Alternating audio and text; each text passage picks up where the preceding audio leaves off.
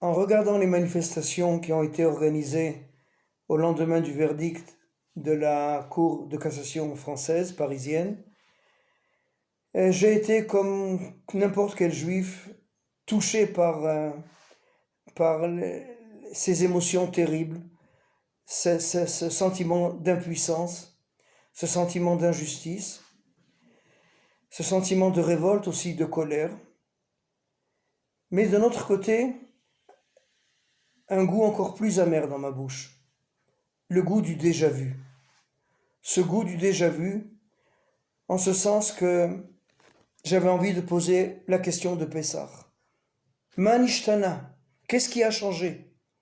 Qu'est-ce qui a changé dans la réaction ou dans les réactions de la communauté juive après les attentats de l'Hypercacher, après les attentats de Toulouse, après le meurtre de Muriel Knoll?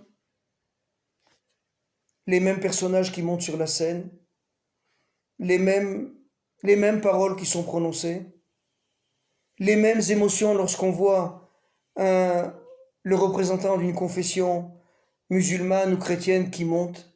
Et je comprends, il y a de quoi s'émouvoir.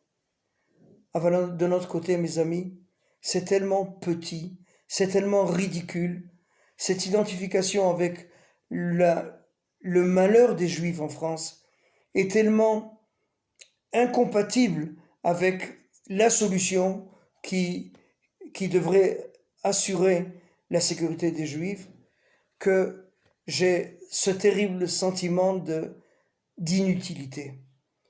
Vous savez, il y a un proverbe pas très sympathique en hébreu, un proverbe très populaire, qui dit que les personnes crédules ne meurent jamais, parce qu'elles sont toujours immédiatement remplacées.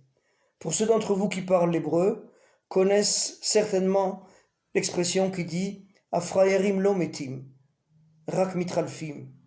Les crédules ne meurent jamais. Ils sont immédiatement remplacés. Et j'ai l'impression que c'est la tragédie de cette communauté. J'ai l'impression aussi que c'est la tragédie de ne jamais avoir le courage de désigner le coupable. Je regarde la presse, je regarde avec les exercices acrobatiques des journalistes de la presse française qui sont capables d'écrire des pages et des pages de tous les attentats qui ont frappé la communauté juive, sans jamais prononcer le mot arabe, musulman, fanatisme. Alors des fois, ils n'ont pas le choix. Ken. Alors, on a toujours affaire à des individus, à des suspects, à des personnes qui auraient crié Allahu Akbar. Ken. Lorsqu'une personne crie Allahu Akbar, elle est peut-être auvergnate, elle est peut-être bretonne, elle est peut-être yougoslave, on ne sait pas, n'est-ce pas?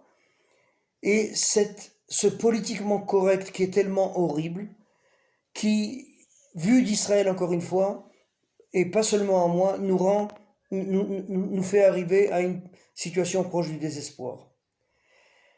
Et je voudrais que les Juifs de France répondent à une question très très simple.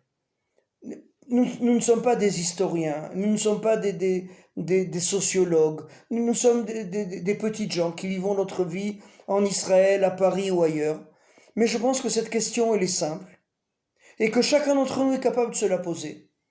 Mes amis, regardez, retournez-vous, regardez 25 ans en arrière et posez-vous la question suivante.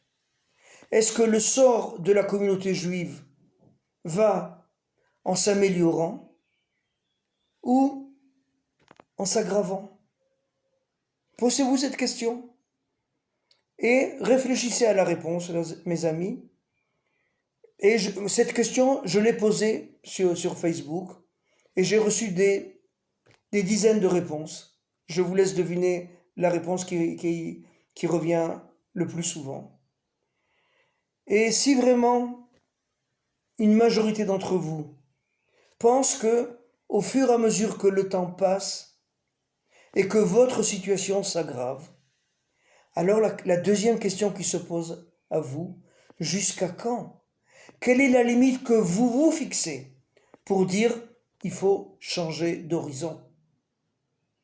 J'attends vos réponses, mes amis.